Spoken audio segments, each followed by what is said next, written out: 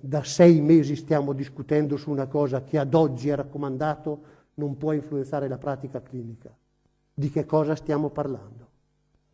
Di che cosa stiamo parlando? Così il direttore generale della Sanità Veneta, Luciano Flora, ha sintetizzato la vicenda dell'uso di test rapidi in regione contestata dalla trasmissione Report. Nel corso dell'audizione in commissione al Consiglio regionale, Flor torna il 21 ottobre 2020 quando nelle vesti di direttore generale dell'azienda ospedaliera di Padova riceve la lettera del professor Crisanti dove si dice che i test rapidi non sono validi e hanno un deficit del 30%. Erano 2 tabelle, ricorda Flor, poi diffuse sulla stampa e per le quali l'azienda farmaceutica Abbott aveva poi chiesto chiarimenti. Ricevo una lettera dalla ditta produttrice che mi dice: per favore mi dai lo studio?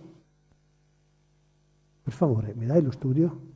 Ora questo è in atti, la lettera che ho ricevuto è registrata e protocollata, la lettera ditta che ricevo è protocollata e mi chiede lo studio.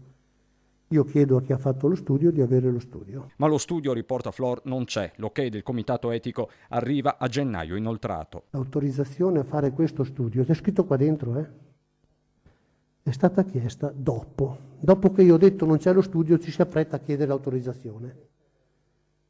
E si chiede il parere al comitato etico. E il comitato etico si riunisce il 17 dicembre e dà l'autorizzazione il 13 gennaio. Non sono date che mi invento, sono scritte qua dentro. Lo studio viene anche messo su questa piattaforma in attesa di pubblicazione, si chiama pre-stampa, pre-print.